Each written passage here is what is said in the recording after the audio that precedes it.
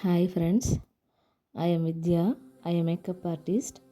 அது இல்லாமல் mehndi, hair styles, all types of makeups, sari draping, repleating, facial, pedicure, manicure எல்லா சர்வீஸுமே நாங்கள் பண்ணித்தரோம். இன்றைக்கி நம்ம பார்க்க போகிறது சாரீ ப்ரீப்ளீட்டிங் எப்படி பண்ண போகிறோம் அப்படிங்கிறது தான். First of all sari prepleating பண்ணணுன்னா அதுக்கான tables, clips, steaming iron box இதெல்லாம் இருந்தால் மட்டும்தான் பண்ண முடியும்னு சில பேர் நினச்சிட்டு இருக்கீங்க. என்னை பொறுத்த வரைக்கும் அப்படிலாம் ஒன்றும் இல்லை. எல்லா அயன் பாக்ஸ்லேயும் பண்ணலாம். பட் எப்படி பண்ணணுங்கிற டெக்னிக் மட்டும் நம்ம தெரிஞ்சுக்கிட்டால் போதும்.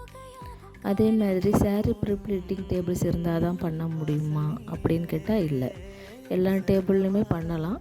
நான் அப்படி தான் பண்ணிகிட்ருக்கேன். என்னோடய ஒர்க் அப்படி தான். நான் நார்மல் டேபிளில் தான் நான் பண்ணிகிட்ருக்கேன்.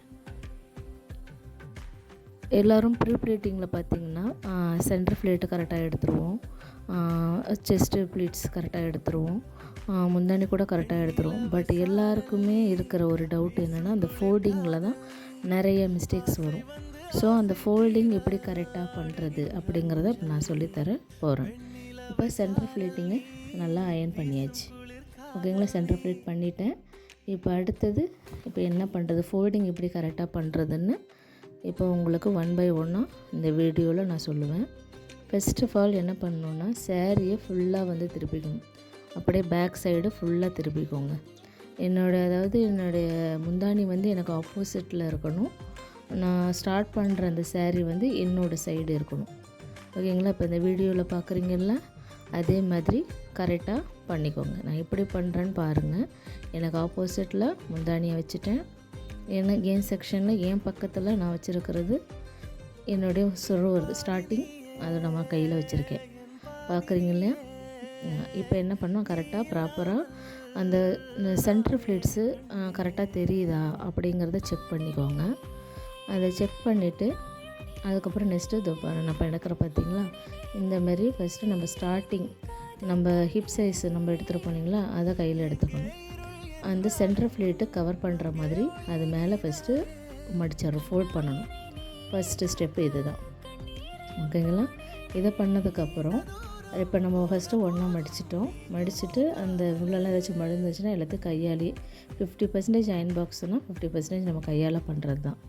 ஸோ இப்போ நான் எடுத்துக்கிட்டேன். திரும்ப அதை என்ன பண்ணுறேன்னா சின்னதாக ஒரு ஃபோல்டிங் பண்ணுறேன். அதை பண்ணதுக்கப்புறம் திரும்ப அதை அப்படியே ரெண்டாக மடித்து நான் எங்கே வச்சிடும் ஃபஸ்ட்டு ஃபோல்டிங் எங்கே வச்சோமோ அதேமாதிரி வச்சுட்டோம். இது வரைக்கும் எல்லாேருக்கும் புரிஞ்சிருக்கும்னு நினைக்கிறேன்.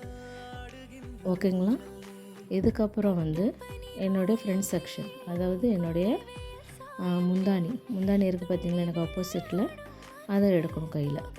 இந்த மாதிரி தான் எடுக்கணும்.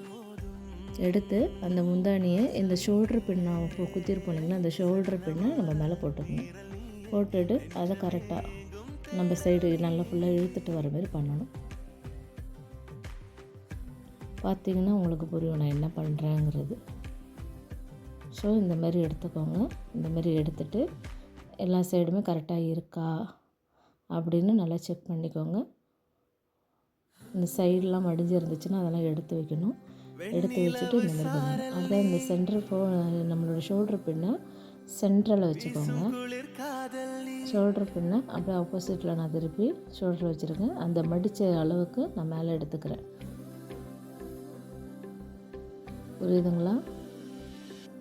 இப்போ மடித்தது எல்லாத்தையுமே நான் நீட்டாக எடுத்து வைக்கிறேன். எடுத்து வச்சுட்டு அப்படியே அதை ரெண்டாக ஃபோல்ட் பண்ணிக்கிறேன். ஃபஸ்ட்டு என்னோடய ரைட் சைடில் இருக்கிறத கொஞ்சம் மடிச்சுட்டு அந்த சைடு மடியாத அளவுக்கு, அந்த ஃப்ளீட் சைடு மடியாத அளவுக்கு நம்ம பாக்ஸ் பண்ணணும்.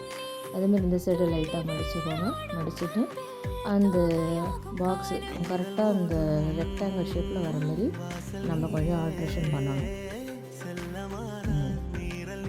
இப்போது இந்த ஃப்ரண்ட்டில் இருக்க பார்த்தீங்களா இந்த செஸ்ட்டு ஃப்ளீட், அதை அப்படியே எடுத்துக்கணும். நான் எப்படி பண்ணுறேனோ அதேமாரி பண்ணிங்கன்னா உங்களுக்கு கொஞ்சம் ஈஸியாக இருக்கும்.